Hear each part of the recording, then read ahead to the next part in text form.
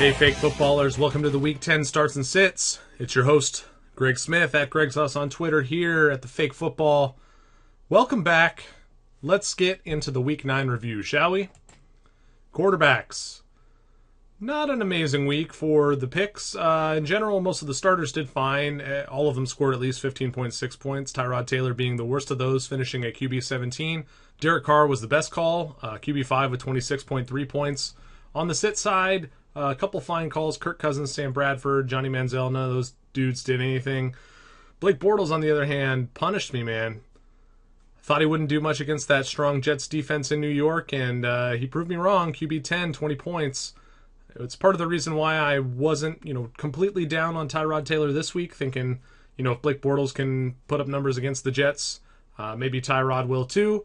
With that said, it's almost halftime in the Thursday night game. I just checked the box score, and Tyrod Taylor is doing absolutely nothing. It's kind of disappointing, but who knows what will happen in the second half. Maybe he'll step it up and give us a little bit more production.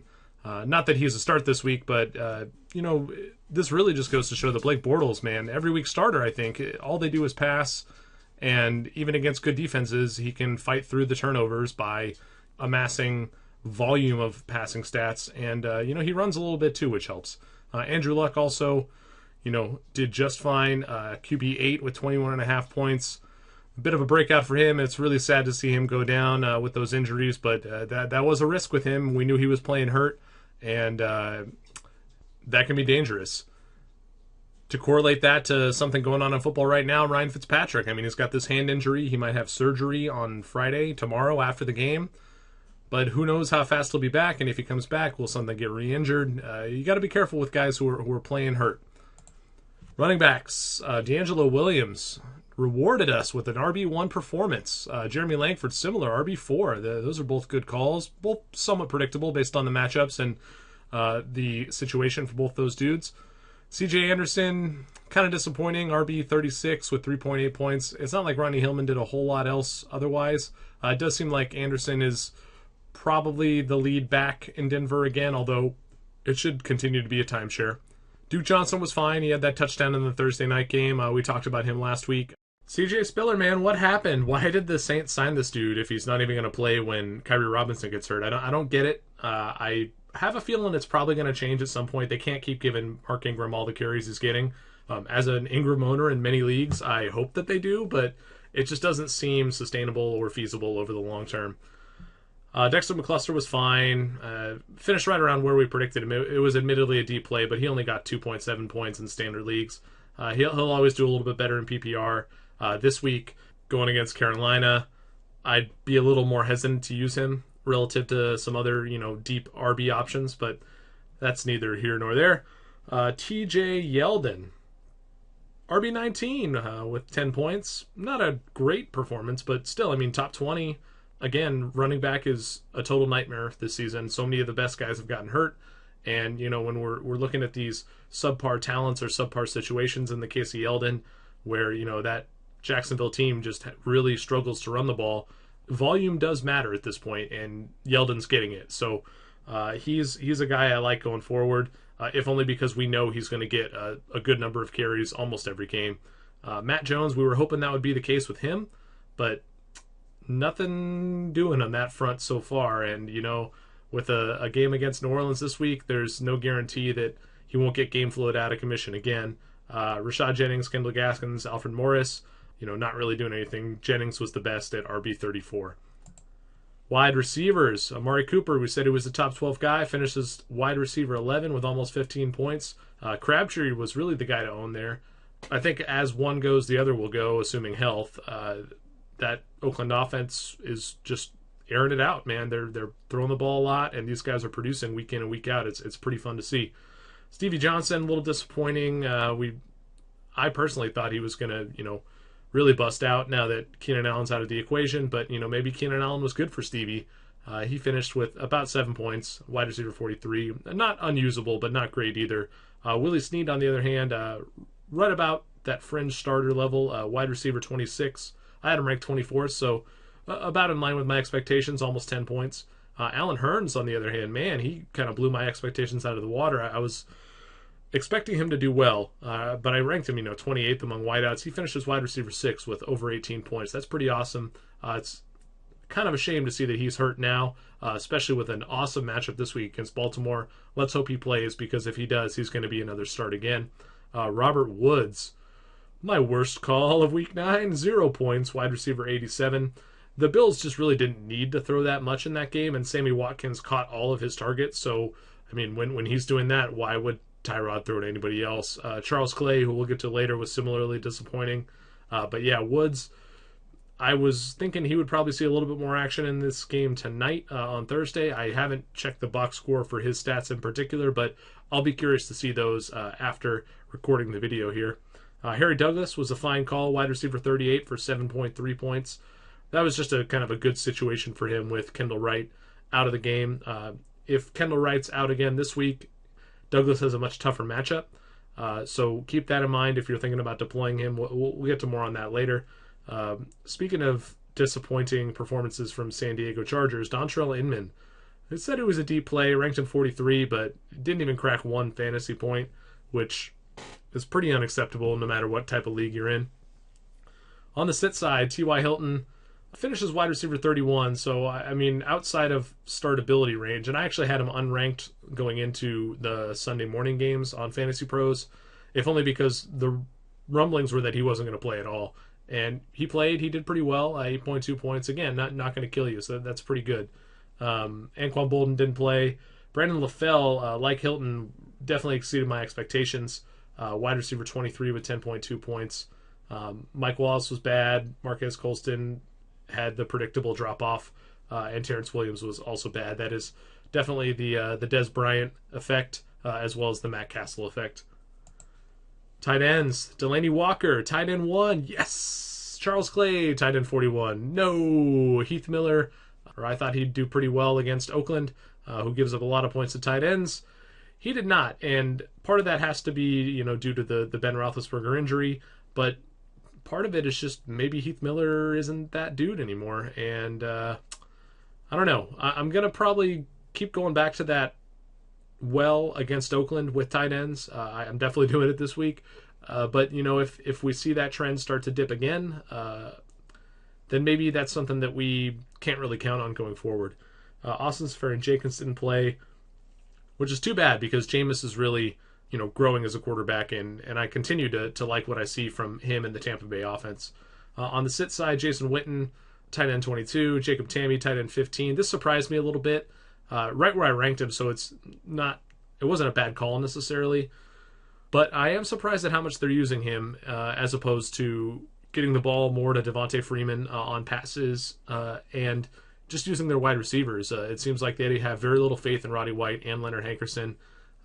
Hankerson has been hobbled, so that definitely factors in. I think he was out last week, but if Hankerson comes back, I do think Tammy's going to drop off a little bit. Richard Rodgers caught 2 TDs, but didn't really do much else. The TDs make for a lot of points and a tight end 4 finish, but I feel pretty good about how this call played out. If those targets had gone to James Jones instead, we might be looking at like a 1-point week from Richard Rodgers. Who knows? Kyle Rudolph, tight end 25. Nothing really to see there. That was a fine call. Let's get to the Week 10 Game Fullbodic spreadsheet.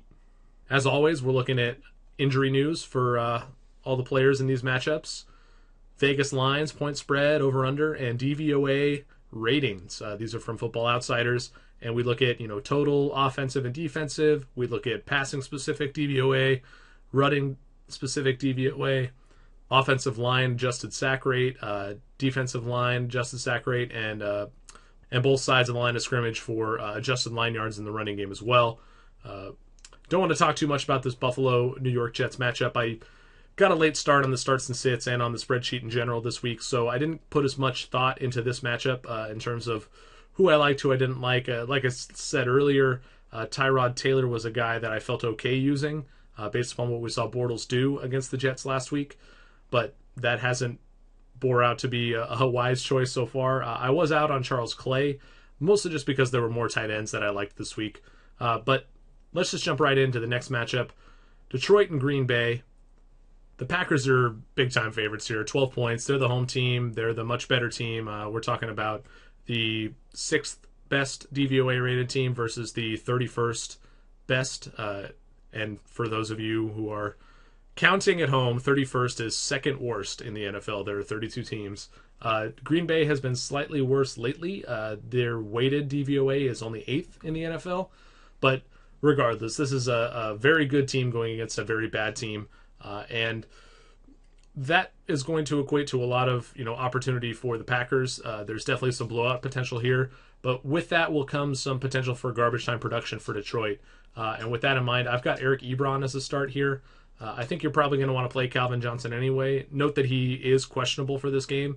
But Ebron is a guy who, if you're digging a little deeper, Ebron's a nice choice. The Packers tend to give up a lot of points to tight ends, so he's a guy I like.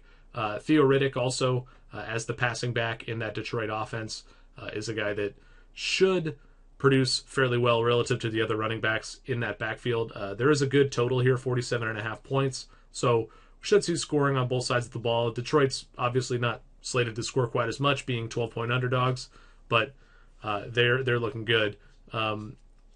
Running backs for Green Bay. This is interesting because Eddie Lacy has fallen off a cliff. Some people say he's fat, maybe he's hurt.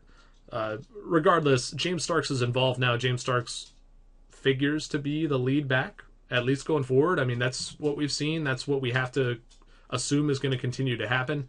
And the Packers are going up against the 29th ranked rushing defense of Detroit. So there's going to be opportunity to be had here.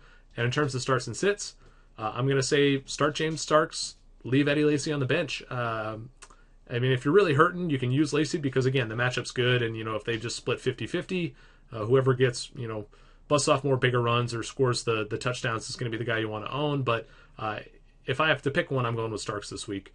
The only other player I want to say is a sit here is Golden Tate. The Green Bay pass defense is good. I mean, they ranked 10th in the league.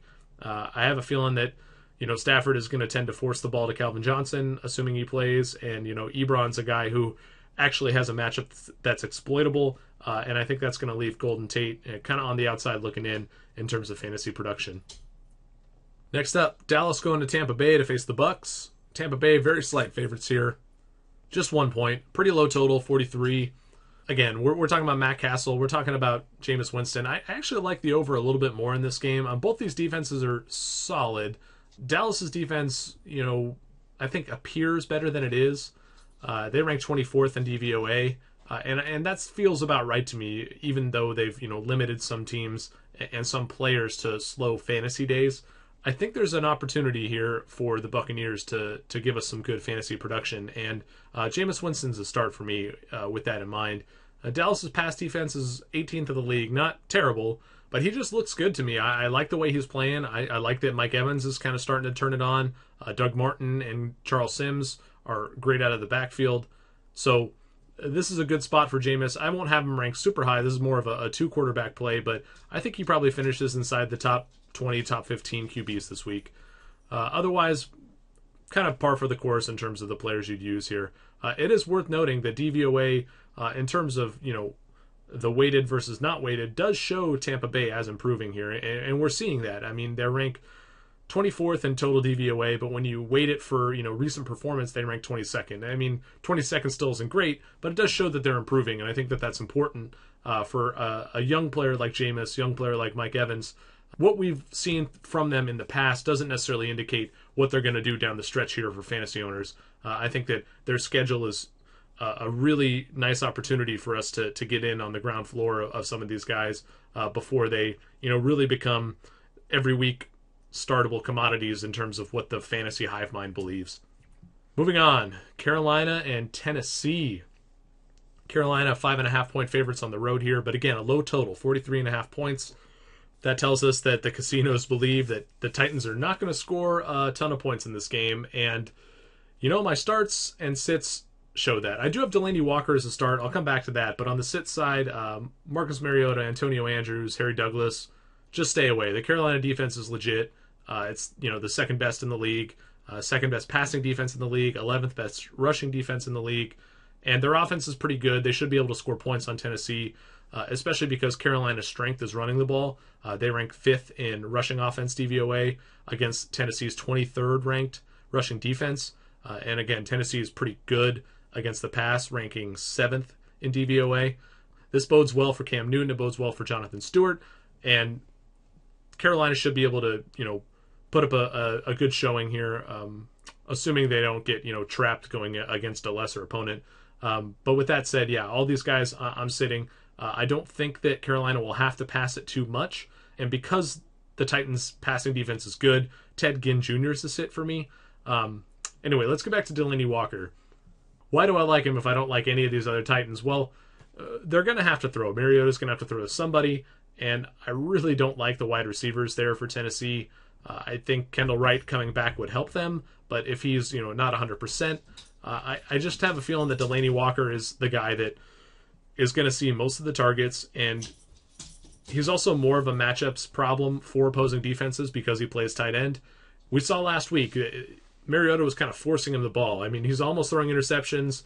These are not good plays, but Delanie Walker is the target, and I think that's the important part. So I don't know if he's a surefire start, and it's possible you have a tight end who will be ranked higher for this particular week. But I think if you've got him and you're kind of stretching for playable options, he's a guy that you can start and not feel bad about it. Let's go next to the Bears and the Rams in St. Louis. St. Louis 7-point favorites, and another just really minuscule over-under here, 42.5 points. This is the St. Louis defense effect. Every game they play is going to have a low total because, one, the Rams don't score that many points, and two, their defense doesn't allow the opposing team to score that many points. This isn't rocket science, but it is worth mentioning that before you dive in and you say, oh, I want to make sure I start my elite options on the Bears. It's not quite that simple. I mean, even Jeremy Langford, who was a combine freak, he had a great first game as a starter, or I guess technically not a starter, thanks to Kadeem Carey. But this just isn't a good spot for the Bears. Cutler and Bennett are sits for me. That St. Louis defense, 5th in the league overall, 4th against the pass, 4th against the rush. They're just really well-rounded. I think that Cutler, in a 2 QB league is startable. He's not going to be awful. This is more of a call against him for, 12, 14 team leagues. I don't think you want to be using Cutler if you can avoid it. The Bears have done a pretty good job protecting the quarterback, 7th in adjusted sack rate. But, St. Louis does get after the passer. They're 5th in adjusted sack rate from the defensive line side. I just have a feeling that the Rams are going to really be able to control the ball. Their rushing offense is pretty good, and the Bears' rushing defense is 2nd worst in the league. So if they can do that, if they can grind the clock, keep the Bears' offense off the field, and then, maybe force a couple of turnovers, the scoring will be low in this game, and in general, there won't really be anybody you want to use except for probably Todd Gurley. Let's go now to New Orleans and Washington. New Orleans 1.5-point favorites on the road here. That doesn't make a whole lot of sense to me. I know they've been playing fairly well recently, although they did just give up how many points to Tennessee? Washington is not an awful team. The over-under here is really worth pointing out, though. 50 points. Let's see some fireworks. I mean, they're evenly matched, too, so they're essentially saying that each team is going to score between 24 and 27 points, which is pretty awesome for fantasy owners. And how can we exploit that? Well, looking at the defenses, New Orleans is very bad. They have the worst defense in the league, the worst passing defense in the league, the 18th worst rushing defense in the league. But let's exploit that passing defense. Let's get Kirk Cousins, let's get Deshaun Jackson, let's get Pierre Garçon into our lineups. Let's let those guys light it up. I think all of your Saints players who you'd normally start are going to be starts here as well. The Washington defense isn't that much better. 23rd in the league overall, 21st against the pass, 22nd against the run. There's just a ton of shootout potential here, and that's great for fantasy. The one guy I have tabbed as a sit is CJ Spiller, and I admitted in the Week 9 review that maybe this is an overreaction. I hate the way that he didn't get any real play last week, and if that continues, you just can't even think about starting him. Until we see that from the Saints, him getting more usage, he's got to be a sit. Moving along, Miami and Philadelphia. The Eagles, big favorites at home here, 6.5 points. Another high total, 48. So a good bet for some offense on both sides of the ball. But keep in mind that Philly defense is very good. They're 6th overall on the year in DVOA and 4th when you wait for current performance. So that's pretty impressive. Miami's offense has been kind of pathetic at times. So this game might be a little bit more lopsided, as the spread indicates, than I think some people would perceive based upon, early expectations for the Dolphins, especially after they made the coaching change. One thing to keep in mind is that it is easier to run on the Eagles than to pass in terms of DVOA. The Eagles rank third in passing defense DVOA, but only eighth in rushing defense DVOA. So Lamar Miller, if you have him, you're starting him. Jay Ajayi came in for his first start in Week 9 and did pretty good in a limited role. And they're talking about getting him more touches, and I think we need to monitor that if we're Lamar Miller owners. I know that I am in a couple of leagues. And while I'm not worried about Lamar Miller, I do want to make sure that I'm handcuffing him with Jay Ajayi where I can. Who are we starting this game? Well, we're starting Jordan Matthews. We're starting Kenny Stills. Matthews is, probably an every week starter for the people who drafted him because you had to kind of spend some high draft capital on him. But there is this perception in fantasy football, through the season, now that we've seen him play enough games, to that he's a bust. He's not quite good enough to be a number one receiver. But, this is a good matchup. He's going against a Miami defense that's 25th in the league in passing defense DVOA. Their rushing defense isn't good either. So, DeMarco Murray, yep, you're starting him. But getting back to Matthews, it's just a nice spot for him. And while he has underwhelmed us so far, it doesn't mean he can't, turn it on down the stretch, kind of like he did last season. I actually think that's what's going to happen. And so he's a start for me. Kenny Stills, a deeper play for sure, but the dude has been performing on limited targets just because when he does catch balls, it's usually, a deep pass, and that's good for him. And that's the type of play that, the Dolphins might need to beat this Philly offense. They're going to have to take some shots to get over the top of this Eagles defense. Tannehill is a sit for me. Again, this is kind of like the Cutler call, where in a 2 QB league, I think you can use him, especially with the high total here and the potential for playing catch-up based on this spread. But, if you're in a 12-team league, a 14-team league, there are a lot of other quarterbacks that are usable, and I think you can probably do better. Browns and the Steelers are next. Pittsburgh, 4.5-point favorites here without Ben Roethlisberger. That's a little surprising. The line seems a little high to me. The total is very low, 41. This appears to be, another defensive slugfest if you want to follow these totals and let that dictate what to expect from the games. Regardless of who starts at quarterback for the Steelers, the Browns just aren't very good. They're the 28th team in DVOA overall. The Steelers, part of this is with Roethlisberger. They're the 7th ranked team in DVOA, weighted and not weighted. But we have to, discount for Landry Jones a little bit. I'm not necessarily going to downgrade Antonio Brown, though. Him and Martavis Bryant both did okay in the one game that Landry Jones started. So I think that you can use those guys pretty confidently this week in what's a pretty good matchup. The Cleveland passing defense is 23rd in DVOA. The real matchup to exploit here is against their running defense, 30th in the league for Cleveland. But, D'Angelo Williams, either you have him or you don't. And if you have him, you knew you were starting him. That's a no-brainer. On the sit side, Heath Miller for me is a guy that if Roethlisberger's not playing, I'm not using him. I just think you can play tight end bingo with all sorts of different guys, but the ones you really want to target are the ones that have clear rapport with their quarterbacks. And Heath Miller doesn't have that with Mike Vick. He doesn't have that with Landry Jones. He has that with Roethlisberger, but if Roethlisberger's not playing, Heath Miller shouldn't be playing for your fantasy team. Let's get to a more exciting offensive matchup, the Jacksonville Jaguars and the Baltimore Ravens. In Baltimore, the Ravens are 5.5-point favorites, total of 48 points. This spread seems high to me here as well. Jacksonville is, not great, but, Baltimore's not that great either. Baltimore is coming off a bye. Maybe that has a little bit to do with it, but looking at this over-under and looking at the defenses in this game, it's time to saddle up all these players for your fantasy squads. Blake Bortles, Joe Flacco, TJ Yeldon, Kamar Aiken, Crockett Gilmore at tight end if you're looking for, kind of a streaming candidate there. And if you want to go deep at wide receiver, Chris Givens, maybe Marlon Brown. I like Givens a little bit more, kind of along the lines of that Kenny Stills pick earlier. Just guys who, if you're scrounging at the bottom of the barrel for a wide receiver play, why not go for the guy who can get you the 70-yard touchdown, right? That's the kind of upside you're looking for, and I think Givens has that. We saw him, deliver that sort of performance with the Rams way back when, and, now that Steve Smith is out and the Ravens are scrambling for receiving options, Chris Givens is a guy that could very well, step in and produce for fantasy owners for, little to no cost.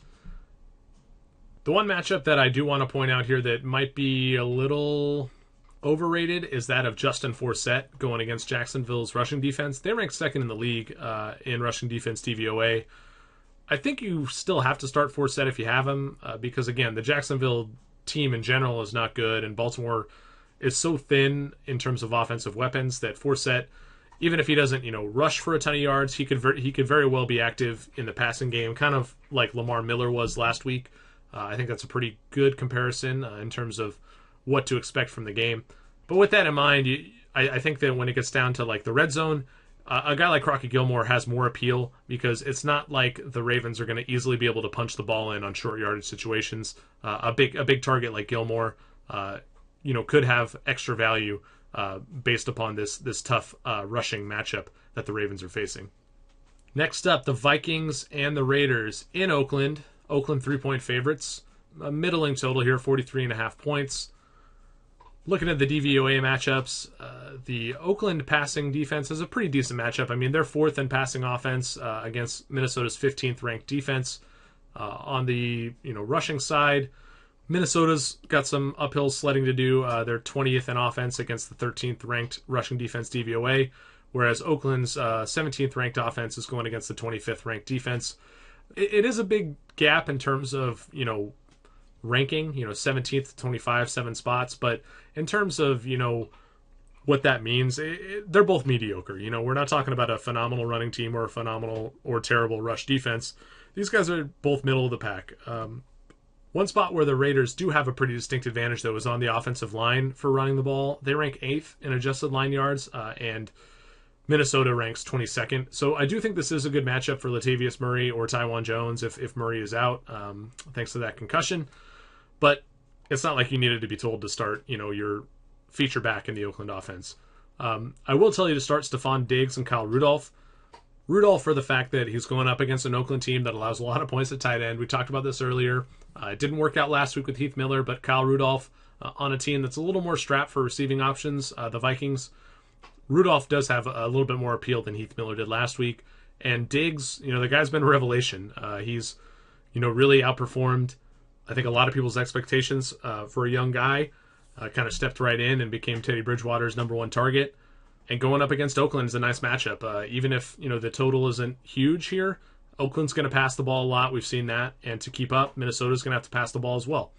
I am going to say sit Mike Wallace. At this point, I'm just, kind of riding the trend. It's like, why get off the train if it keeps working? He's just not doing anything. For a while there, his target share was in line with Stephon Diggs. He just wasn't, catching enough of them or producing with that set of targets. But maybe he's lost it. Maybe he doesn't have the confidence of Bridgewater. It'll be interesting to see if Bridgewater plays in this game. It sounds like he will. But if Sean Hill plays, I don't know. I mean, is that better for these guys? Does that shake up how the receivers will be targeted? It could. So monitor that. But, even if Bridgewater misses this game, he probably won't miss the next game. So temper your expectations for, long-term readings if the backup is in there. The Patriots and the Giants are up next. Patriots, 7.5-point road favorites, an enormous total of 55 points. That's great. Gotta love that. Gotta hate Dion Lewis being out for the year, man. That is really, really disappointing. He was awesome to watch. It was really cool to see him get a second chance after getting cut by the Browns. And, it's a shame when these guys get hurt. I only really owned him in a couple NFL 10s, but it just sucks to see these, fun players go down. And it seems like we've said that a few too many times this season. It's kind of a bummer. But anyway, let's get to this game. We know that the Patriots are great. They're favored to win for a reason. The Giants, though, their offense can play. 17th in the league. It's not great, but most of that's, a problem with their running game. They're 13th in passing offense, but 24th in rushing offense. And to keep up with the Patriots, they're going to have to throw.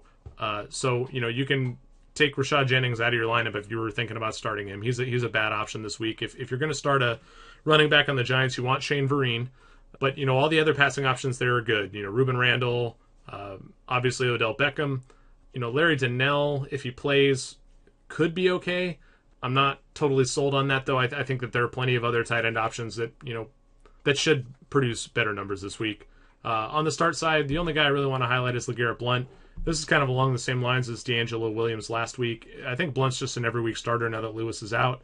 It's sad that we don't have little Dion scampering around anymore, but if you're a LeGarrette Blount owner, you got to be happy about it. It just means more work for him. James White, Brandon Bolden, I don't really know what to expect there. No one does. And that's why I'm not going to recommend either of them as a start or sit. One of them could very well finish inside the top 20 if they get used the way that Dion Lewis was used. But I have a feeling we're going to see more Amendola, more Blount, probably more work for the big receivers, Gronk and LaFell. And they should want to stick it to the Giants, and they should have no problem doing that. We're talking about one of the best passing offenses in the league and the best offense overall in the league, going up against the Giants defense that is 20th overall, 22nd in weighted DVOA, with a defensive line that is last in the league at pressuring the quarterback in terms of adjusted sack rate. So Tom Brady's going to have time to throw, and that's like the one thing you can't do if you're playing the Patriots is let Tom Brady have time. He's already so good at getting rid of the ball quick. If you give him time to let plays develop, it's just going to be a bloodbath. I think we're going to see that in this game, but that bodes well for both passing attacks in terms of fantasy.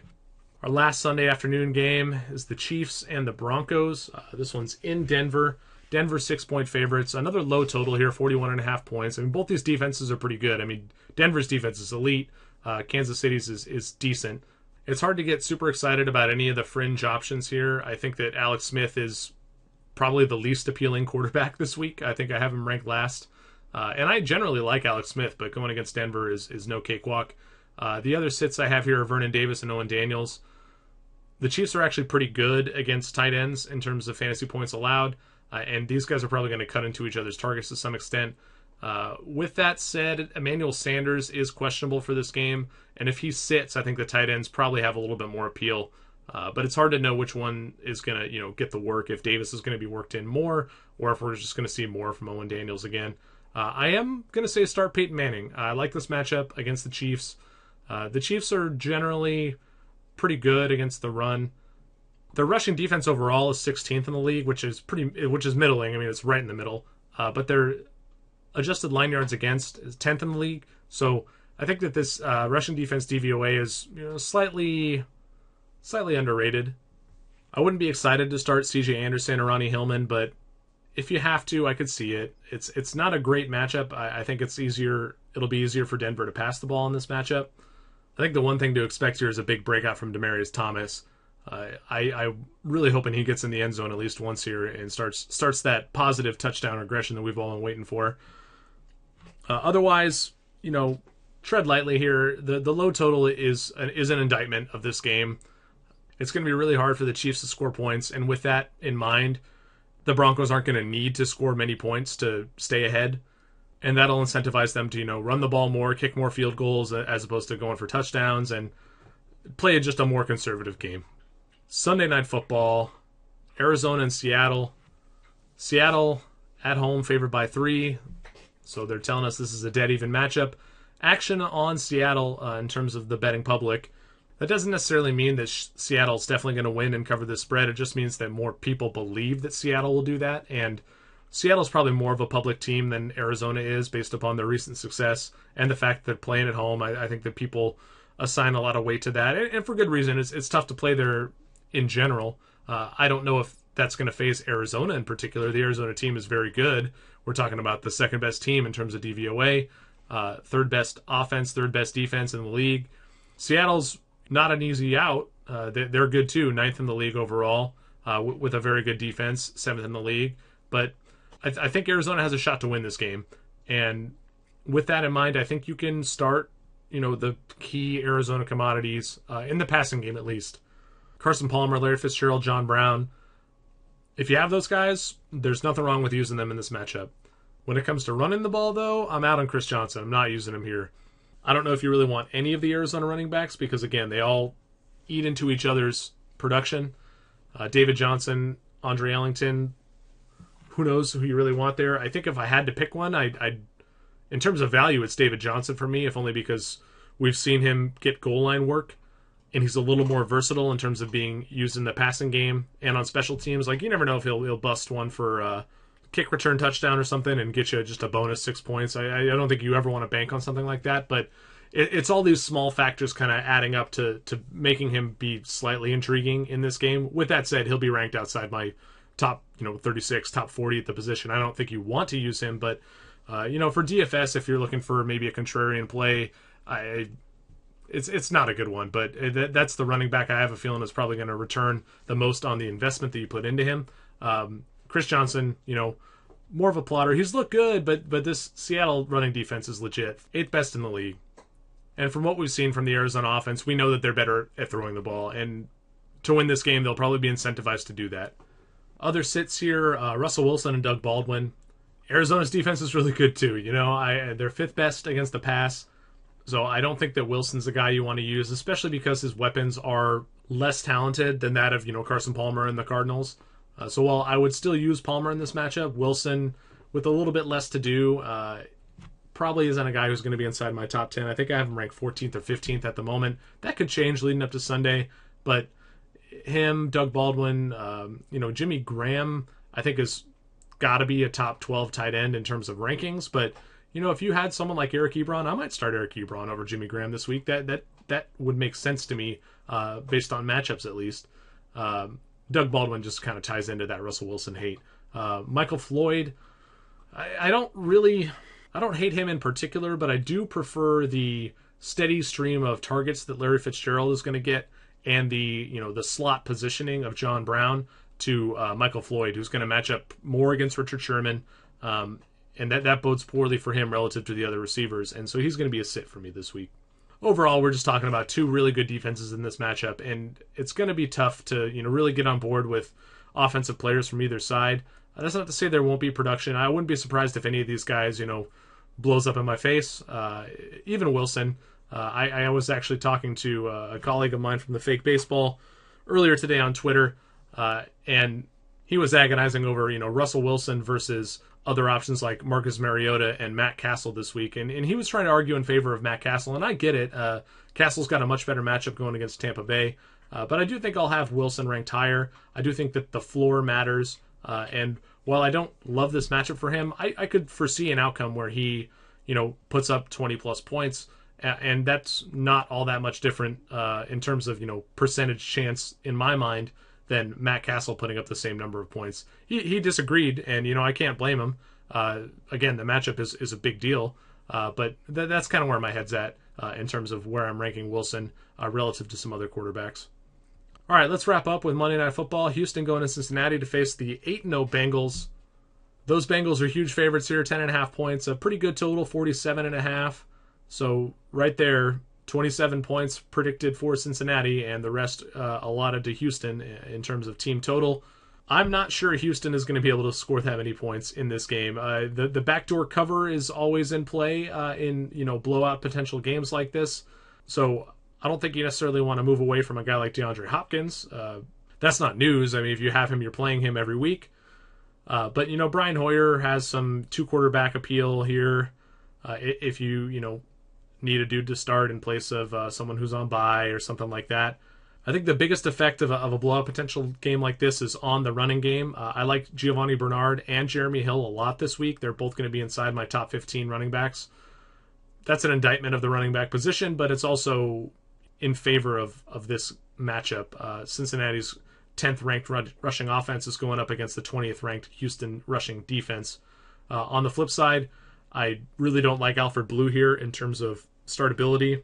The volume could be there, you never know, but they're going to mix in Chris Polk and Jonathan Grimes, and if they're playing from behind, Blue is the type of player who just doesn't see action for the most part in those games where Arian Foster is sat. So I'm out on him. For the passing games, it's par for the course. You're starting all your Bengals guys, Dalton, Green, Eifert, maybe even Marvin Jones if you're in a deeper league. But they might not need to pass that much in this game to win. And that's another concern and another reason why I like the running backs, and I'm highlighting them here. Aside from DeAndre Hopkins on the passing offense of the Texans, you could roll the dice on a Nate Washington or a Cecil Shorts, assuming he plays. There should be potential for garbage time production in this matchup. I don't want to recommend either of them in particular as a start here, mostly because I feel like there are better options and because I don't know which one of the two to pick. Do you go with Washington? Do you go with Shorts? I would probably err on the side of Washington, if only because we've seen him be healthy, and every time that he's played when Shorts has been out, he's done well. And there's nothing that's going to stop Shorts from, retweaking a hamstring yet again, and, leaving all those targets back to Washington. He'd be the guy I'd use if I had to pick between the two, but if both are healthy and playing the whole game, Shorts could be fine as well. That does it for the Week 10 starts and sits. I want to thank you, as always, for joining me here on the video. We're coming down the stretch, man. This is an exciting time for fantasy football. I hope you have at least a couple rosters that are still in the hunt for the playoffs, or in the hunt for a regular season first place finish. I know that a lot of leagues will pay out for that type of production, and the playoffs are what most people care about. Who's the champion at the end of the year, but don't let that stop you from pushing for that undefeated regular season, or that that most points scored in the regular season title. Those are good accomplishments, and based upon a game, and within a game like this where there's so much variance, if you can sustain that level of performance over an entire 13-week period, you're doing something right, and there's honor and there's pride in that for sure. Anyway, go get them this week. Good luck, and we'll catch you next time here at the Fake Football. Adios.